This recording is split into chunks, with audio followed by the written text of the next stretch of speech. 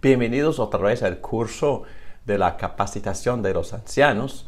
En estas clases en particular hemos estado considerando la autoridad bíblica que les fue otorgado a los apóstoles y hemos considerado los textos de Mateo 16, 18, donde Cristo les había dado en 18 a la iglesia entera y hemos considerado la pregunta: ¿a quiénes les fue dada la autoridad de las llaves? Y entendimos que fue a Pedro, a los apóstoles, pero también a la iglesia entera. Y hemos visto entre la relación entre los apóstoles y las iglesias que también implícitamente los ancianos también utilizan esta autoridad, las llaves, tienen las llaves del reino.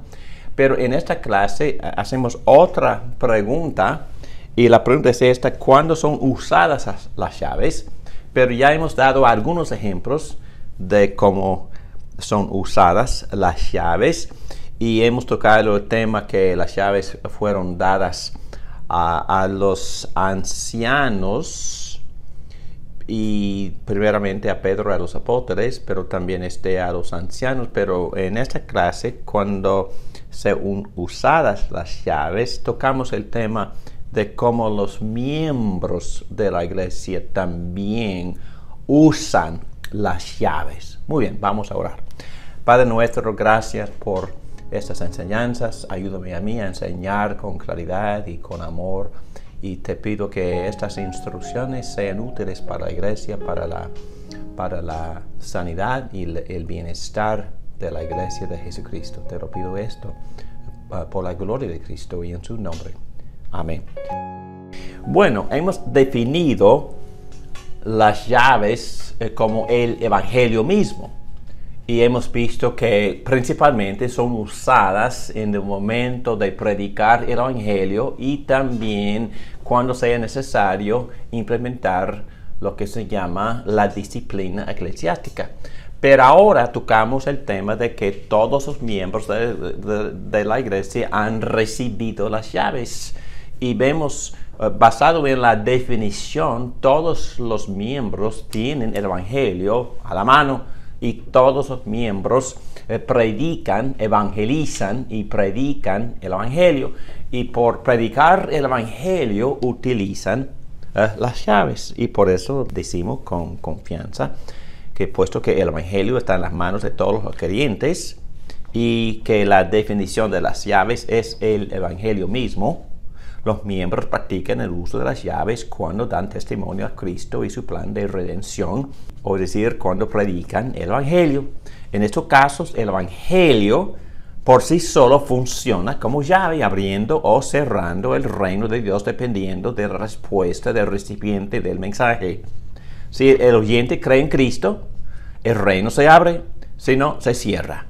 Pero secundariamente, el miembro evangelista, basado en las promesas del evangelio, puede animarle al recién convertido a tener seguridad de que sus pecados han sido perdonados, si se ha arrepentido y confiado únicamente en la obra salvadora de Cristo. No me interpreten mal, por favor. Solo el Espíritu Santo puede dar la seguridad de fe. Romanos 8, 14 a 16. Pero el que predica el evangelio tiene las llaves del reino en su boca, que el Espíritu Santo usa para impartir la fe salvadora y la seguridad de fe. Los miembros de la iglesia son muy privilegiados por haber recibido este don maravilloso y poderoso, las llaves del reino, y deben usarlas generosamente, abriendo el reino y avanzando la iglesia. Bueno, en práctica, y bueno, no creo que haya mucha discusión en esto. No hay nada de malo en tratar de darle al nuevo creyente, por supuesto, basado en las promesas del evangelio mismo, la seguridad de fe. Solo el Espíritu Santo puede convencerle, pero si una persona recién convertida ha creído en Cristo, ha confiado en Cristo, se ha arrepentido de sus pecados, podemos decir, basado en las promesas, los pecados tuyos ya han sido perdonados. ¡Wow! Eso es usar llaves. Lo que estamos diciendo es que basado en el Evangelio, no en mi opinión, basado en las promesas de Dios, los pecados suyos son perdonados. Wow, entonces cualquier miembro puede decir eso. Cualquier miembro de la iglesia puede usar las llaves así y puede ayudarle a la persona, por supuesto, guiado por el Espíritu Santo. Y por supuesto, el Espíritu Santo es el que tiene que convencer el corazón de la persona, dando testimonio a su espíritu de que es hijo de Dios.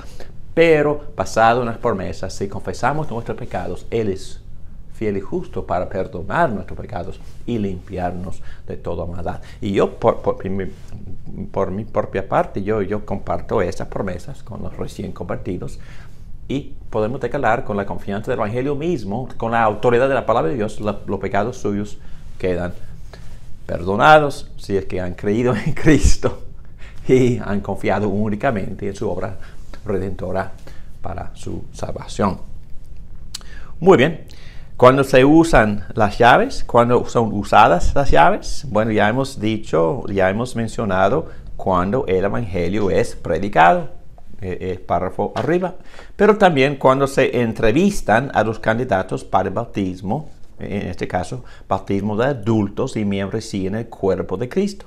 Cuando una persona adulta está aplicando para ser miembro de la iglesia, la persona debe confesar a Cristo como el Hijo de Dios eterno y el hombre justo en una sola persona o alguna forma de confesión ortodoxa y confiar únicamente en su obra redentora para su salvación. La persona no tiene que ser un teólogo erudito, pero por lo menos debe conocer quién es su Salvador y tener fe únicamente en el Dios hombre Jesucristo.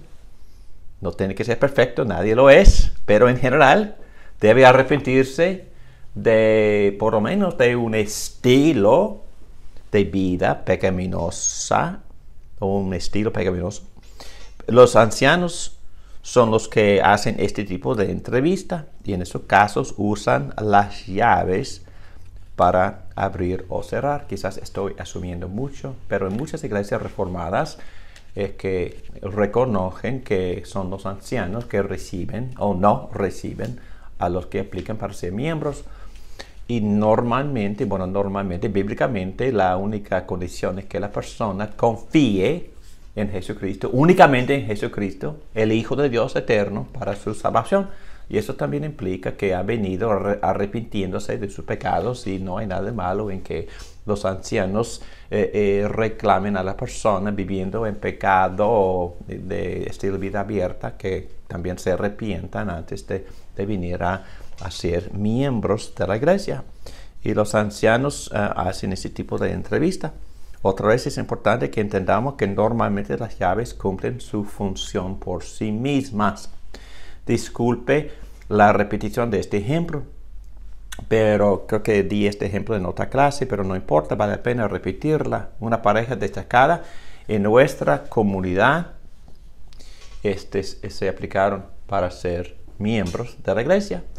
Y esta pareja ha asistido a los cultos y les gustó. Y también participaron en la clase de membresía, donde aclaramos en mucho detalle el Evangelio, pero también nunca queda satisfecho por eso, porque la gente recién llegada en muchos casos ni comprenden estas enseñanzas, y por eso mi costumbre es ir a su casa o por lo menos tener otra cita con los prospectos miembros, o asignar a otro anciano la tarea de entrevistar a los potenciales miembros, a los candidatos, para asegurarse de que en verdad entiendan lo que es confiar en Cristo para la salvación. Pero en este caso me fui a su casa, expliqué de nuevo en detalle el Evangelio, explicando quién es Cristo en su divinidad eterna, en su perfección de hombre justo, explicando de nuevo su sacrificio en la cruz por nuestros pecados. Y esa pareja me despidió amablemente como gente muy culta Y después de 2 días recibí una carta. Y la carta dijo: gracias, Pastor David Morán, por sus atenciones, etcétera, etcétera. Quisiéramos comunicarnos con usted para decirles que no vamos a llegar a ser miembros de su iglesia porque no creemos que Jesucristo es divino. Oh, ok. ¿Qué pasó? ¿Qué cerró? Las llaves, sí, por sí solo habían cerrado el reino. David Morán no tuvo que tomar una decisión. Solo tuvo que predicar con claridad el Evangelio. Entonces hay que usar de forma adecuada las llaves, porque las llaves son poderosas. Las llaves llevan autoridad y las llaves llevan la verdad. Entonces, si usamos bien las llaves funcionan. Las llaves abren o cierran. En este caso, la gente rechazó la verdad de las llaves y ellos mismos recibieron la cerrada, ¿verdad? O la clausura. Entonces, bueno, de todos modos, fueron a otra iglesia muy liberal que no requiere nada de sus miembros. Entonces, se hicieron felizmente miembros de la iglesia basada en la nada. Y bueno, digo otra vez que ni se presentaron ante los ancianos gobernantes porque sabían que esa experiencia fuera inútil porque ellos habían rechazado la verdad bíblica revelada que Jesús es Dios eterno. Pregunta. ¿Dónde la función del Espíritu Santo en la vida de ellos los rechazaron? ¿No fueron tocados por el Espíritu Santo en ese momento? Quiero que me meta en la discusión entre calvinismo y arminianismo. No entiendo. Y lo que yo sé es que la responsabilidad queda en la persona. Queda en la persona. Porque la Biblia, los apóstoles de Jesucristo mismo, todos enseñaron la necesidad de obedecer el Evangelio.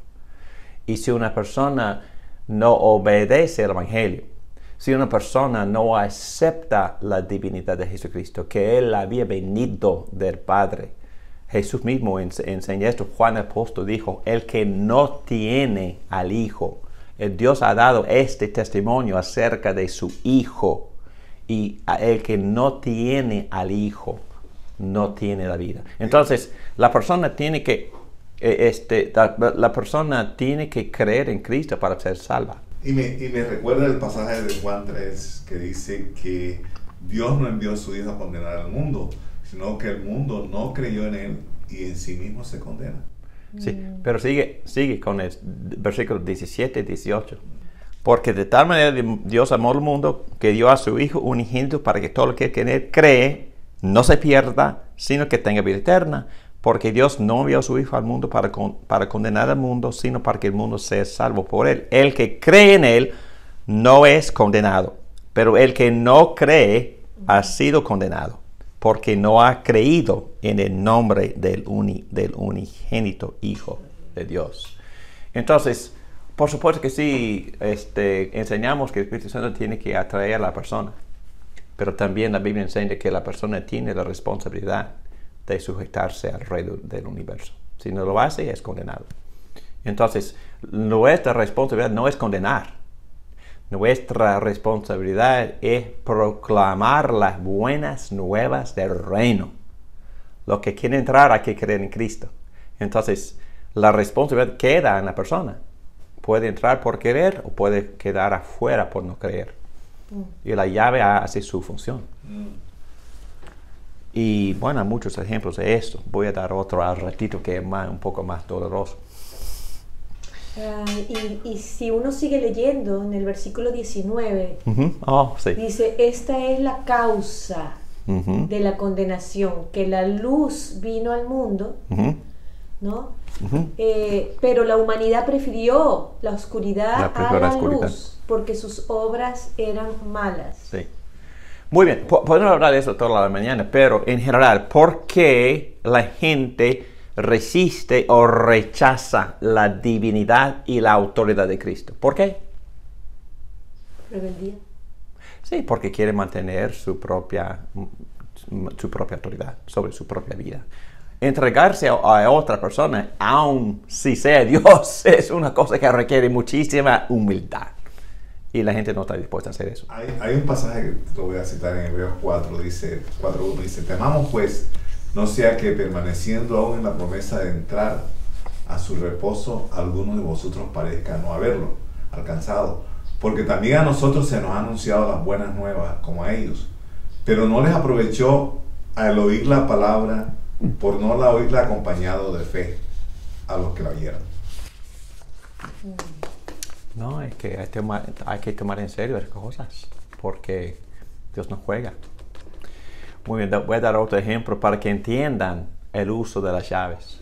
Es un uso precioso y un uso que debemos de tomar muy en serio, pero es un uso que nos sirve mucho porque elimina muchísima necesidad de tomar decisiones, porque el Evangelio sirve para para efectuar cambios o no. El Evangelio nos rescata de muchas decisiones difíciles, porque el Evangelio en sí solo hace ese tipo de decisión por nosotros. Entonces, tomando otro ejemplo de una joven de más o menos 20 años, había estado asistiendo a la iglesia con sus padres creyentes, o por lo menos su papá era creyente. No critico, pero no estoy seguro de su mamá. No veía en ella ningún entendimiento del Evangelio, a esta joven, sino terquedad, vanidad. Pero participó en la clase de nuevos miembros. Ella vino a participar y tomó todas las clases de membresía, escuchó el Evangelio, pero obedeciendo la misma práctica. Yo fui en la presencia de sus padres, yo fui a su casa para explicar de nuevo el Evangelio. En ese caso, ella profesó su fe en Cristo. ¿Okay? Entonces, sin problema. Entonces, todo lo que ella dijo fue bien correcto. Expresó su fe salvadora únicamente en Cristo. Pero después, tuvo que presentarse ante los ancianos porque no tomó este tipo de decisión solo por mi propia cuenta. Entonces, ella se presentó ante los demás ancianos gobernantes. Entonces le pedimos de ella que ella también expresara su fe en Jesucristo como el Hijo Divino de Dios, y no pudo. Y no lo hizo.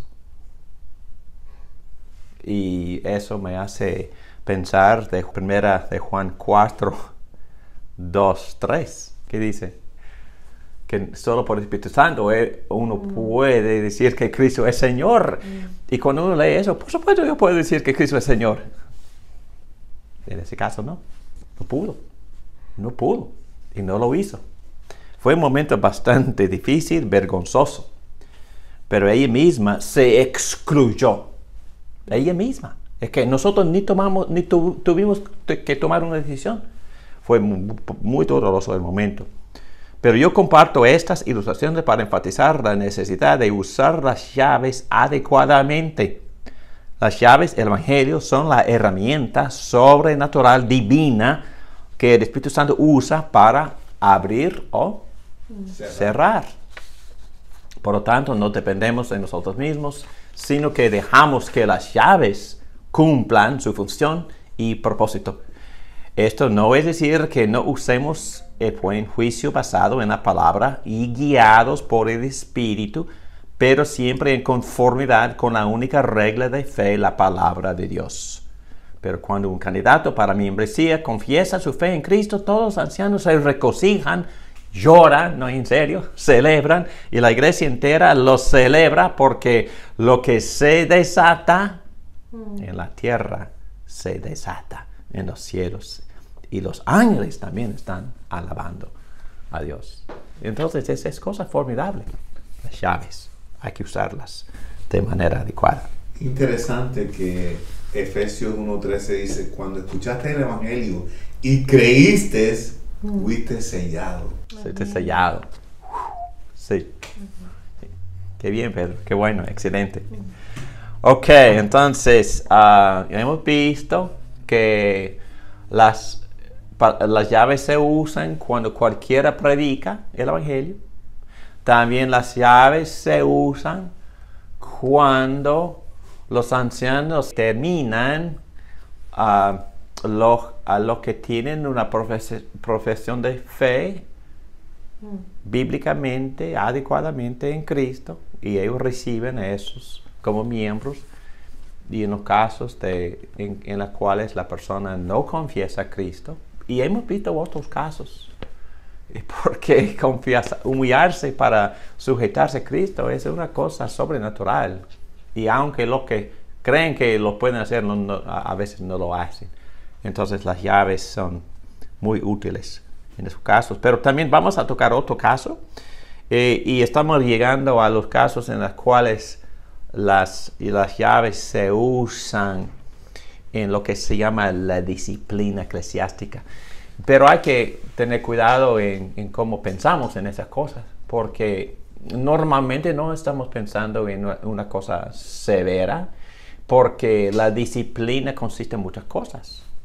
Consiste en obedecer el orden de culto, consiste en obedecer la inclusión de los elementos bíblicos en el culto de alabanza, de adoración en la iglesia. La disciplina, según los reformadores, toca la forma en que se observa la Santa Cena, porque tenemos instrucciones bien claras en 1 Corintios capítulo 11 acerca de la necesidad de examinarse a uno mismo, ¿verdad? A tener que discernir el cuerpo de Cristo, que casi todo el mundo interpreta esa frase por decir que una persona tiene que entender lo que significa el sacrificio del cuerpo de Cristo por nuestros pecados. Entonces, una persona que discierne eso y que cree, participa. La persona que se examina y no se ve viviendo en pecado, pecado continuo, pecado, un estilo de vida pecaminoso, entonces esa persona no es perfecta, nadie es perfecta, pero participamos para experimentar el medio de gracia, para experimentar muchas formas de la gracia de nuestro Señor Jesucristo que se nos imparten en la Santa Cena. Bueno, pero cuando la Cena del Señor es observada, también hay necesidad de usar las llaves. No hay espacio aquí para exponer todos los beneficios espirituales que la Santa Cena comunica como medio formidable de la gracia de Dios. Abreviadamente, la Santa Cena es un sermón visible y sensual porque toca todos nuestros sentidos, que nos recuerda todas las gracias de la persona y obra del Redentor de Cristo y nos la aumenta. Entonces, crecemos en la gracia mientras participamos en la Santa Cena. Al mismo tiempo es un llamado al arrepentimiento y una renovación a un nuevo compromiso a Cristo.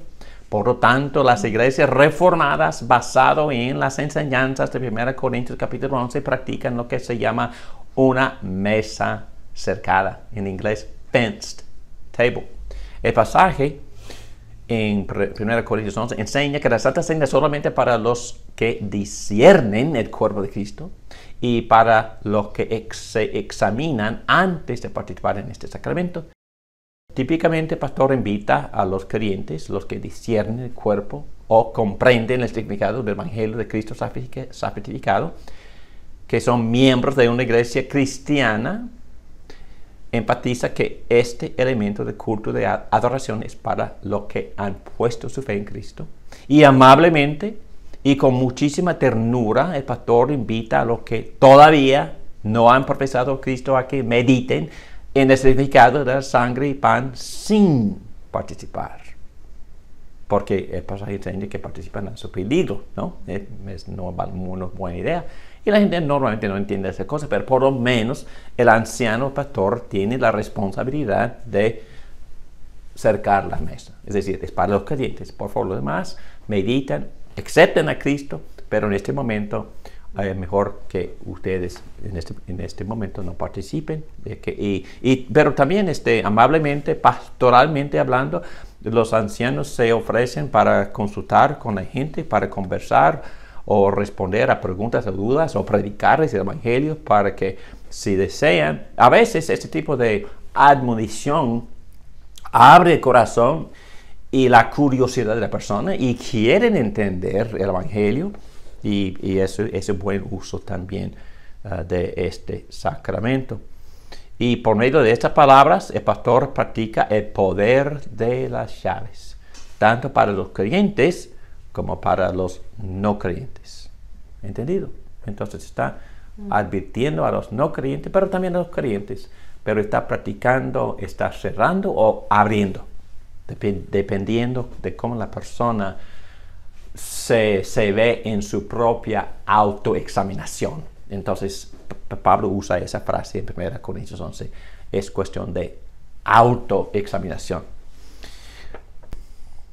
Además, basado en 1 Corintios 11, 27 a 32 y Mateo 5, 23 y 24, el pastor invita a los que tienen que arrepentirse de algún pecado conocido o reconciliarse con un hermano o hermana en Cristo, que lo haga antes de acercarse a la mesa o en el mismo momento de acercarse a la mesa.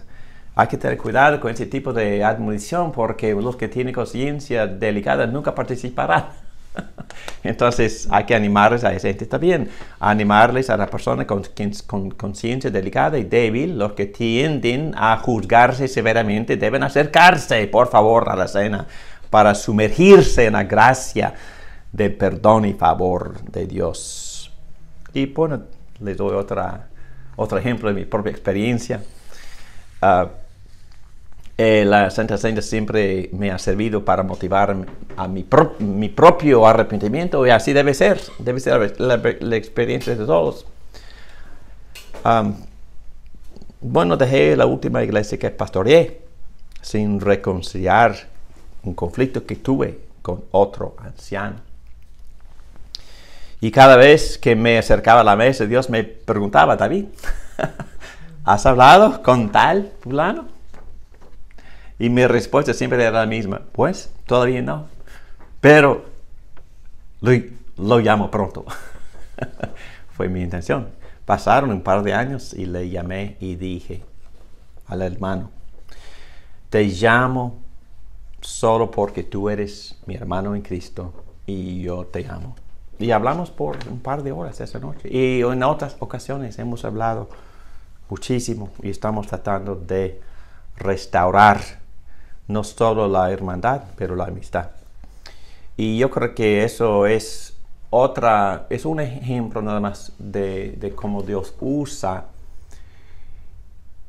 bueno, mejor dicho, de cómo la iglesia practica la observación bíblica de la Santa Cena. Porque al primer visto, estas admoniciones antes de tomar la cena parecen severas, pero en verdad no son severas. Sirven para que la persona se acerque a Dios, para que la persona se arrepienta, para que la persona entonces restaure su relación con Dios y su relación con el hermano o hermana con quien tenga conflicto. Y entonces sirve para el bien, sirven para una cosa amorosa, una cosa buena, una cosa edificante. Muy bien. Y es un ejemplo nada más de cómo la Santa Cena sirve como llaves, porque la cena abre o cierra. Pero vamos a dar otros ejemplos de cómo la Santa Cena también es útil para estas cosas. Pero también aquí quisiera meterme en otra categoría que es más común para el anciano. Y la pregunta es: ¿cuándo son usadas las llaves? Y yo digo que cuando es necesaria la corrección y restauración pastoral. Entonces, los ancianos viven utilizando las llaves. Ellos viven ejecutando su obra pastoral. En la opinión de muchos eruditos, y estoy de acuerdo con ellos, El pasaje de Gálatas 6, el primer párrafo, se aplica a los casos de detención pastoral en los cuales una oveja necesita ser rescatada, reprendida o restaurada, y no tanto a los casos de las ofensas entre miembros de una iglesia. Mateo 18 es para esos casos, y los casos en los cuales se necesita la intervención. Bueno, voy a leer ese pasaje porque es muy, muy lindo y tiene que ver con la manera en que cualquier anciano gobernante debe tratar a una oveja que necesita corrección, que necesita rescate, que necesita ánimo, que necesita ayuda, que necesita quizás un consejo, quizás una referencia. Y mi punto en todo esto es que el anciano tiene toda la autoridad de aconsejar a esa persona sin ir a Mateo 18 para implementar un proceso tribunal. ¿Ok? Muy bien. Hermanos, si alguien es sorprendido en pecado, ustedes que son espirituales deben restaurarlo con una actitud humilde. Pero cuídese cada uno porque también puede ser tentado. Ayúdense unos a otros a llevar sus cargas y así cumplirán la ley de Cristo. Si alguien cree ser algo cuando en realidad no es nada, se engaña a sí mismo. Cada cual examine su propia conducta y si tiene algo de que presumir, que no se compare con nadie. Que cada uno cargue su propia responsabilidad. ¿Qué pasa tan lindo? Porque habla de las disposiciones de mansedumbre, de amor, de compasión, de humildad, de parte del espiritual, de parte del anciano, de parte del líder, antes de pretender ayudar a una oveja con su problema. En este párrafo se ve el repetido énfasis en las disposiciones que ya mencioné. El anciano no tiene que amonestarlo y después nuevamente hacerlo con testigos. Él mismo debe amonestarlo con amor y con la intención de ayudarlo a escaparse de la trampa. Y estamos hablando de los casos en que ya existe una relación pastoral, especialmente si la persona sorprendida en pecado es cooperativa. No existe la necesidad de un proceso basado en Mateo 18.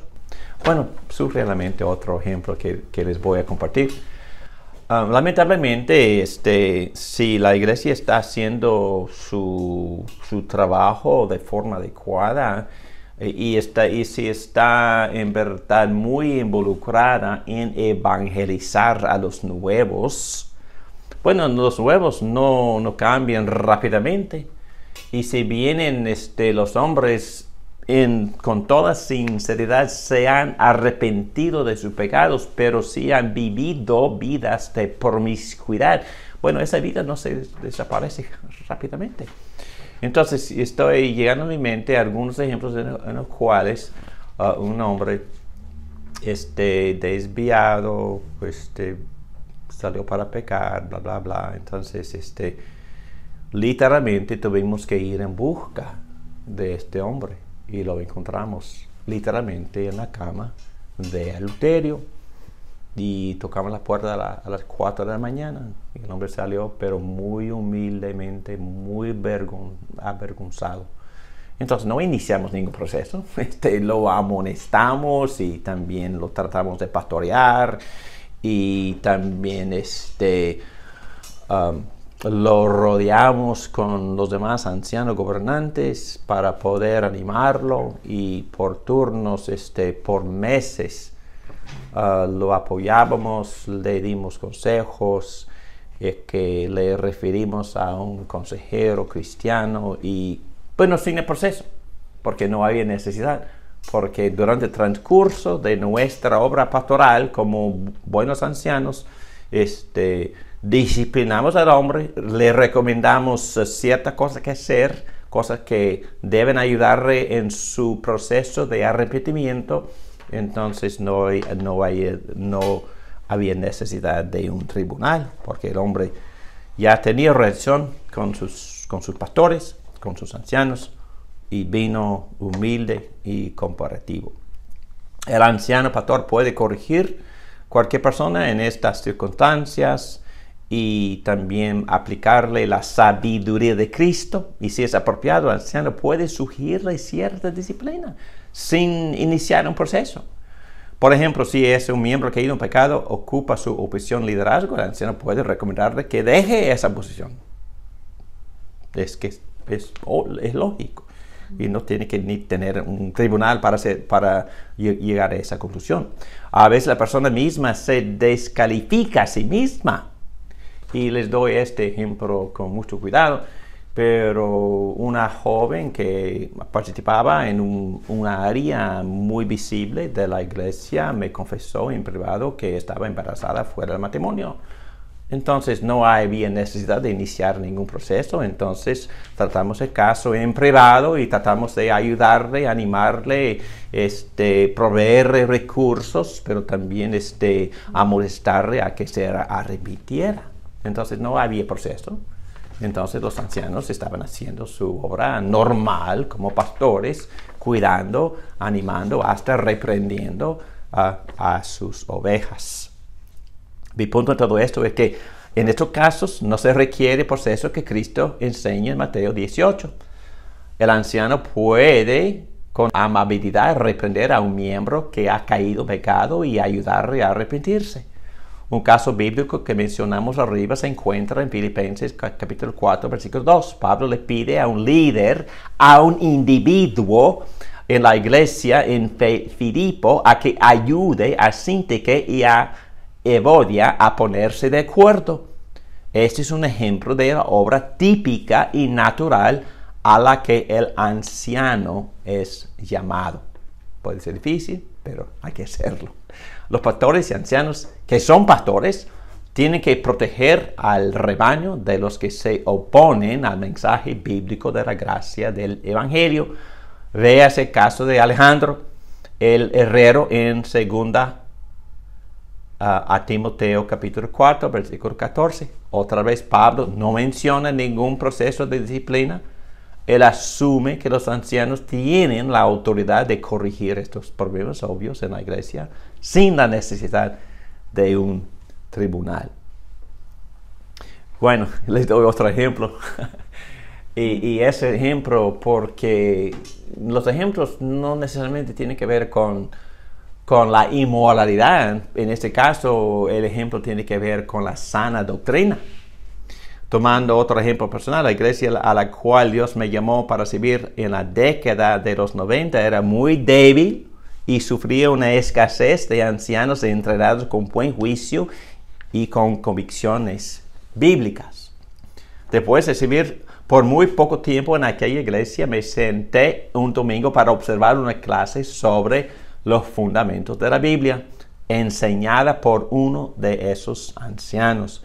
El tema se trataba sobre la identidad de Jesús, el cual el anciano presentaba como cosa controversial. Y el tema de aserración de la divinidad de Jesús, él la enseñó como cosa opcional. Me asusté. No demoré sin consultar a nadie, ni poner en práctica Mateo 18. Yo arranqué la clase de sus manos de inmediato.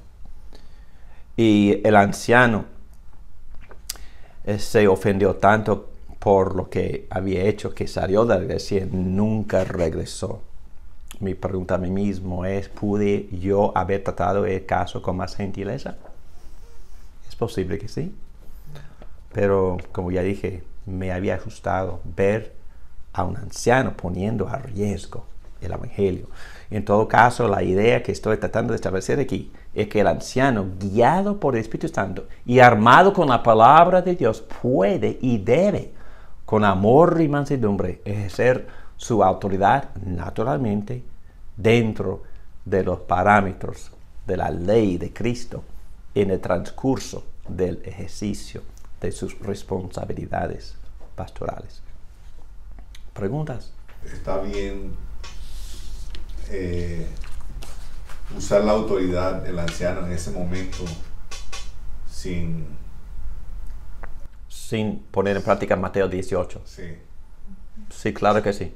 Son casos obvios Y entonces no son casos de ofensa personal, son casos de ofensa, pero bueno, en un sentido indirectamente o personal, pero no son casos de ofensas personales. Es que no es que tengamos problema relacional con tal fulano, no, es que la persona está actuando y se ha desviado de una vida de discípulo.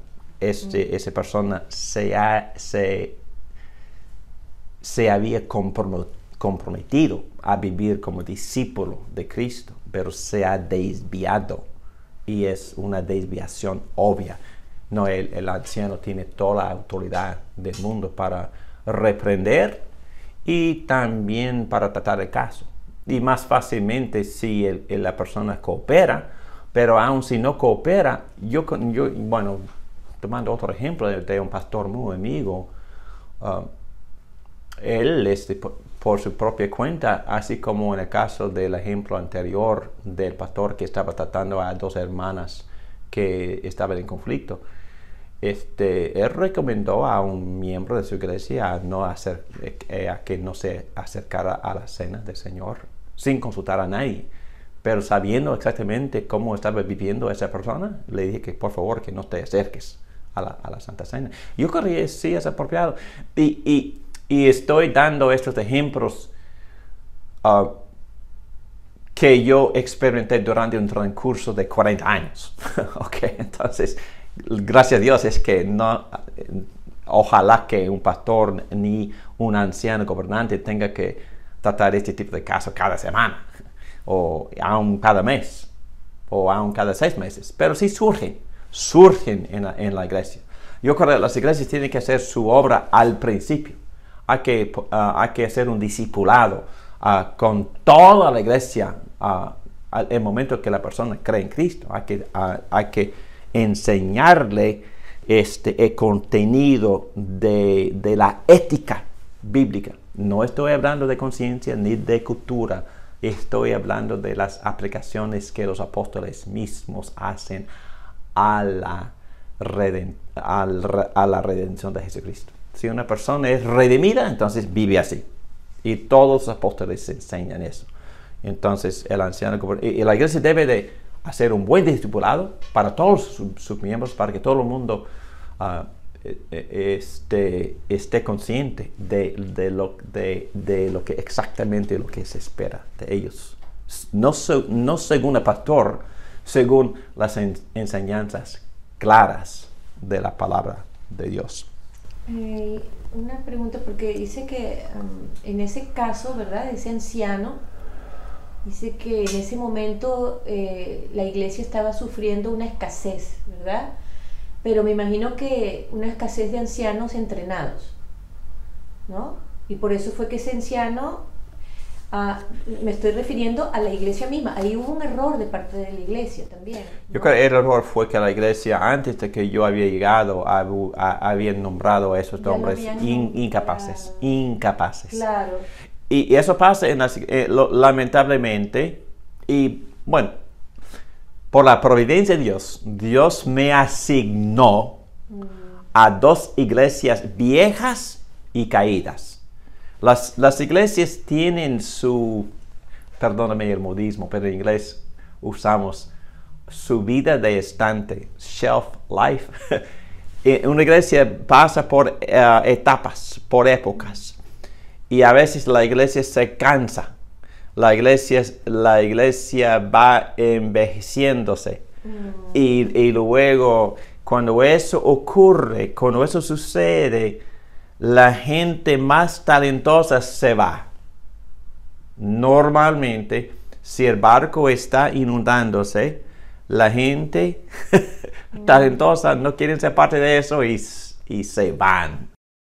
Normalmente la gente que se queda es la gente con muy poca madurez emocional. Lamentablemente, no me gusta tener que hacer eso. Pero por eso aquí estamos, ojalá que estemos participando en el remedio, en la solución, ¿verdad?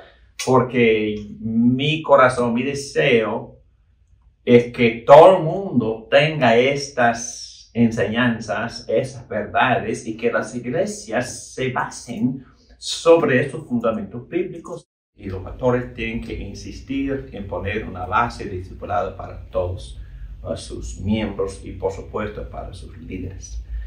Muy bien. Vamos a tocar otra categoría o otro uso. Recuerden que estamos contestando la pregunta: ¿cuándo son usadas las llaves? Bueno, vamos a ir a otra categoría: cuando la disciplina eclesiástica es necesaria.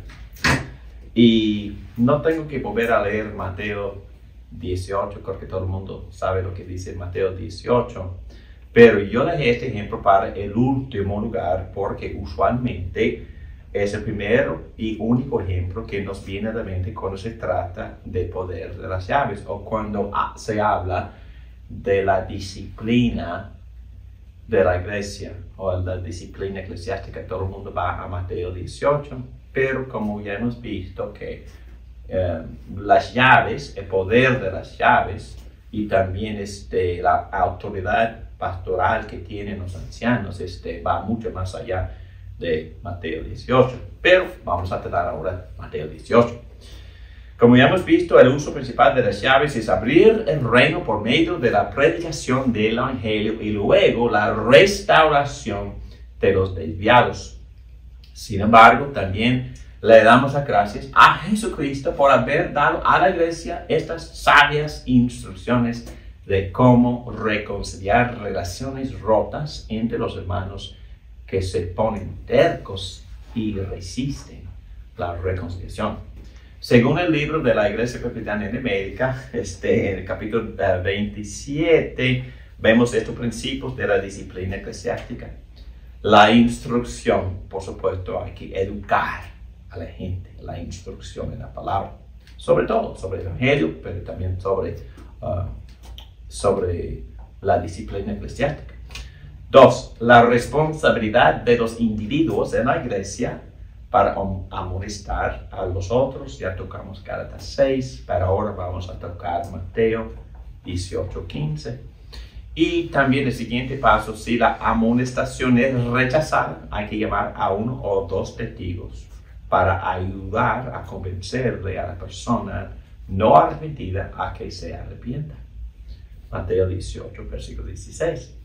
Y si el rechazo persiste, la iglesia tiene que actuar a través del sistema que ha sido puesto por los ancianos siguiendo estos pasos: admonición, suspensión de los sacramentos o de una posición de liderazgo, o vamos a ver más adelante de los pastores, pero excomulgación, no me gusta la palabra, pero en este momento vamos a usarla, y deposición en el caso de los oficios, es decir, anciano, diácono, pastor. Y yo añadiría la palabra y la etapa, el paso restauración, porque siempre la restauración es la meta final de la disciplina. Y la razón por la cual reprenderíamos a cualquiera es porque nuestro deseo es ver a esa persona restaurada, a nosotros, pero también a Dios y a la iglesia. Muy bien, ahora vamos a meternos en detalle en este proceso. ¿Cómo se practica la confrontación o la reconciliación? Ok, número 1. Y es muy interesante el paso 1, porque normalmente la gente no piensa en este paso. Pero les confieso que yo leí hasta 10 libros para prepararme para esta clase. Y muchos de esos libros hablan de este paso 1. Y es muy importante este paso. Quizás no confrontar. Oh, esa persona me ha ofendido. Quizás paso 1 es no confrontar. ¿Por qué? Bueno, Cristo enseñó: cuando tu hermano peca, repréndelo. Y si se arrepiente, perdónalo. Lucas 17:3. Hay que tener cuidado con esta enseñanza, porque Cristo no quiere decir que vivamos reclamando a todo el mundo que por cada pequeña infracción de nuestro hermano. Pero también nos instruye, sobre todo, ámense los unos a los otros profundamente, porque el amor cubre multitud de pecados. Y también Proverbios 10, versículo 12, enseña exactamente eso. Pablo en 1 Corintios capítulo 13 enseña el amor no se ofende fácilmente. Y hay que tener cuidado de no ser muy sensible. Recordemos que somos pecadores y tal vez más que la persona que deseamos confrontar. Casi siempre es así. Que los dos tenemos la culpa. A la vez que vamos madurando la fe y adquiriendo mayor humildad, nos ofendemos cada vez menos por otros. Y también por menos cosas. Se nos hace más fácil cubrir nuestros pecados con amor y no se los tomamos en cuenta. A veces se me pasa. Yo recuerdo muy bien hace un par de días una persona me pidió perdón por algo y ¿qué? Que ni me di cuenta, no estaba ofendido. ¿Qué? Entonces, no sé, olvidamos esa cosa. Que bueno, ¿no? Quizás David en ese momento estaba maduro, quizás. No, bromeando. Pero si por el contrario, y vamos a meternos en lo más serio, si por lo contrario el hermano peca repetidas veces y su pecado rompe la relación con usted ha empezado a evitar a esa persona, o si su ofensa le está interrumpiendo su paz, o usted siente la tentación de chismear o asesinar el carácter de la persona, del hermano, quizás ya es tiempo para empezar a prepararse para una conversación difícil, pero con amor. Ok, paso 2, prepárese. Hay que prepararse. Hay que prepararse a sí mismo. Primero, hay que examinarse. Y a veces sería necesario hablar con alguien de confianza para que esa persona pueda ayudarnos a discernir. Ayer mismo estaba buscando estaba bromeando y riéndome, pero en verdad, a mi tierna edad, es que prácticamente todos los pastores que anteriormente yo llamaba pidiendo consejo, todos están muertos. Ya no existen, no están aquí en la tierra. Entonces, dice ayer, se me ocurrió, hay un pastor en otro estado que respeto muchísimo. Le voy a llamar, le voy a pedir que él sea mi mentor. Y lo hice ayer. Y se puso de acuerdo. Y vamos a hablar muy a menudo, él y yo. Entonces, comparto esto porque todo el mundo, un pastor, necesita a alguien de confianza. Y yo le dije, yo tengo cosas que yo tengo que procesar.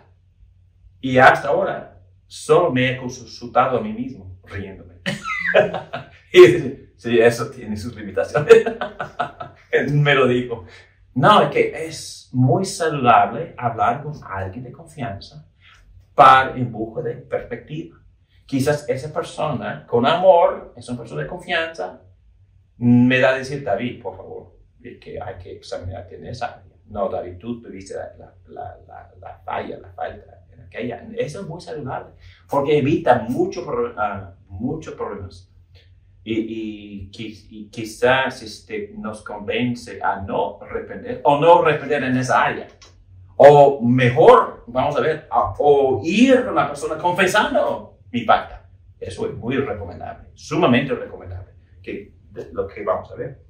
Entonces, recuerde que los motivos para la conversación son la gloria de Cristo, el bienestar espiritual de la persona con quien estamos hablando, y también el bienestar de la iglesia entera. La iglesia entera se beneficia, y la reconciliación de la relación con usted es un gran beneficio, un gran motivo, y también con la esperanza de la restauración de su relación con Dios. Entonces, vamos con estos motivos. Y quizás puede ser un poco académico, pero en los casos en los cuales yo he tenido que no son muchos, por favor, en los cuales he tenido que implementar Mateo 18, yo voy recitando estos motivos. Hermano, estoy aquí porque te amo. Estoy aquí porque los dos deseamos que Cristo se glorifique. Todos estamos aquí para el bienestar de la iglesia. Y también estoy aquí porque yo deseo la restauración de nuestra relación y hasta la amistad si es posible. Y yo deseo que los dos estemos restaurados con Dios. No, yo veo repitiendo todo esto para que la persona quede clara de mi motivación. ¿Okay? Somos realistas. Sabemos que aún una parcial reconciliación es mejor que ninguna. Es un punto muy importante. Muy bien, a veces tenemos una perspectiva muy irrealista. Esperamos demasiado. Esperamos un arrepentimiento completo. Por favor, ¿quién de nosotros se arrepiente completamente? Entonces, yo diría que si la persona está de acuerdo en parte y si está dispuesta a cambiar algo que tiene que ver con nuestra preocupación, entonces lo aceptamos. Les doy un ejemplo muy personal. Yo tengo empleados más allá de este cuarto, entonces no voy a ocupar a nadie que esté presente. Surgió un conflicto con una empleada. Entonces, mejor malentendido, mala comunicación. Entonces, los dos vimos la necesidad de, sentarnos y de resolver el conflicto. Entonces, lo hicimos y nos sentamos. Y ella expresó sus frustraciones y yo las mías. Y yo esperaba una gran respuesta de su parte, pero no la recibí. Pero recibí algo que en verdad fue necesario y algo que en verdad ayudó mucho a resolver el conflicto. Y yo salí frustrado porque en mi mente, en mi manera de ver, la persona no se había arrepentido suficientemente. Pero eso fue mi error. Porque en verdad se había arrepentido, y yo también. Y en verdad el compromiso de los dos resolvió por completo el conflicto. Por completo. Ya no hay nada. Entonces mi punto es vamos a ser realistas. Es que yo soy, y ustedes también, no solo yo, pero todo el mundo es muy lento, resiste mucho la humildad. Resistimos mucho una humillación o un arrepentimiento completo. Pero por eso digo que si la persona está dispuesta a cambiar algo, aceptamos.